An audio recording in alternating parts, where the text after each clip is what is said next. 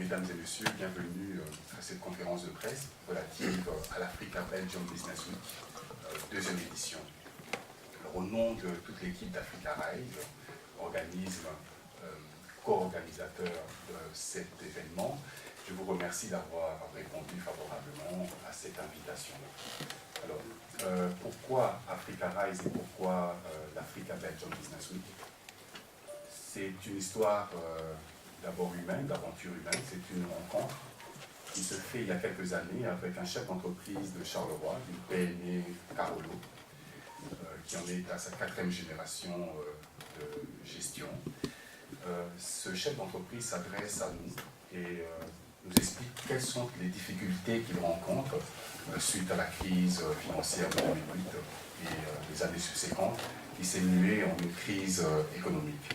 Et nous demande de l'aider à décrocher des contrats sur l'Afrique subsaharienne, ce que nous réussirons à faire avec lui de manière informelle.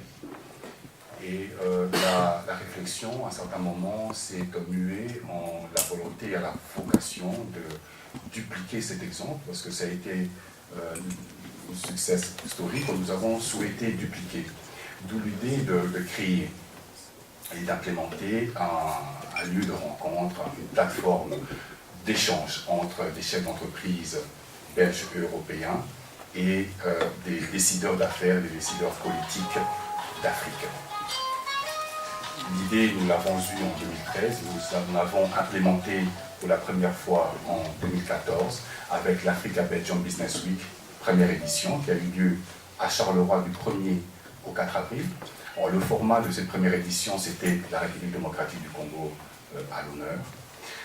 C'était 250 entrepreneurs de l'espace francophone européen, des Belges, des Suisses, Français, Luxembourgeois, et également des entrepreneurs et décideurs politiques de l'espace francophone africain, dans toute sa diversité ethno-géographique.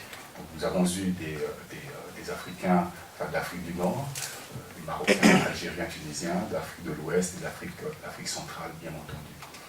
Alors, nous sommes sur un format d'un forum économique, et dans forum économique, il y a bien entendu économique, donc c'est-à-dire que nous avons véritablement vocation à créer des ponts, à créer une plateforme, un forum de rencontres d'affaires. Alors, dans cet aspect bien précis, quel a été le résultat de la première édition? Ça a été plus de 30 contrats dont nous avons connaissance, signés entre les différents participants. Donc, peut-être le plus spectaculaire est un contrat signé entre une entreprise belge et le gouvernement du Cameroun, qui était présent lors de cette première édition pour la mise en place du premier tramway au Cameroun. Fort de ce premier succès, nous sommes maintenant sur une deuxième édition qui aura lieu du 28 au 30 avril à Genval, au château du Lac. Alors, nous avons beaucoup plus d'ambition que lors de la première édition. Beaucoup plus d'ambition sur différents aspects. En termes de nombre de participants, nous serons plus de 250, mais nous allons tourner aux alentours de 450, voire 500 participants. Ce sera plus de 12 pays africains, nous en sommes à 20 aujourd'hui, dont la Libye. C'est assez exceptionnel. Nous aurons une délégation d'entrepreneurs libyens qui seront là, des Tanzaniens, des Congolais, des Nord-Africains, bien entendu, seront extrêmement présents. Et cette fois-ci, c'est la Côte d'Ivoire qui est à l'honneur. La Côte d'Ivoire, pourquoi? Parce que c'est un pays emblématique de cette Afrique qui va de l'avant. De cette Afrique qui a une capacité incroyable de résilience.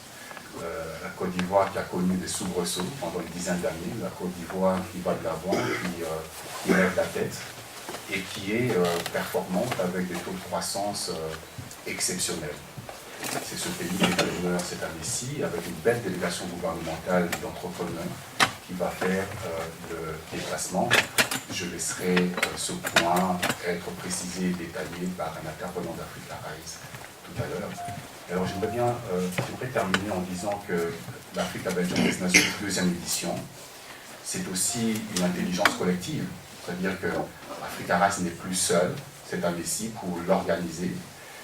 Nous sommes en co-organisation avec la province du Brabant Wallon qui héberge cette deuxième édition, notamment, malheureusement on n'a pas pu l'avoir aujourd'hui pour des obligations, à cause d'obligations politiques. C'est notamment la ministre de l'économie de la province du Brabant Wallon, Madame Isabelle Kibassa Madiba, qui vraiment du maestrat incroyable gère ce dossier au sein du collège provincial. Nous sommes également en co-organisation avec la société Carolo Avel Express, parce qu'effectivement, Africa Abidjan Business Week, c'est une affaire Carolo aussi.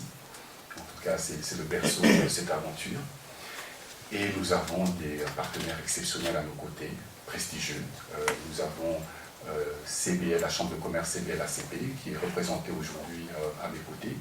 Nous avons également l'Union Wallonne des entreprises, qui est également représentée. Nous avons l'AWEX, l'Agence Wallonne à l'exportation et aux investissements, qui sont à nos côtés sur pas mal d'aspects financiers, organisationnels, en termes de réseautage. Nous avons également d'autres partenaires, notamment la CCIBW, qui est extrêmement active dans la promotion de ce forum, la BIE récemment, donc la Brussels Invest Export, et d'autres partenaires, je m'excuse de les oublier. Donc voilà, c'est vraiment, Africa Rise n'est plus seul. Africa Rise est accompagné par les forces vives, économiques, associatives et politiques de ce pays. Nous avons des personnes ressources exceptionnelles qui nous accompagnent et qui nous ouvrent des portes qu'on n'aurait pas pu ouvrir autrement. Et je m'en voudrais ne pas citer M. Louis Michel, député européen et ministre d'État Louis Michel, Madame la sénatrice Latifa Gaouchi, ainsi que d'autres personnes, notamment Madame le consul général de RDC à Anvers, une quinzaine de personnes au total qui ont accepté de mettre leur crédibilité en jeu pour aider à ce que cette deuxième édition soit une réussite pleine et totale.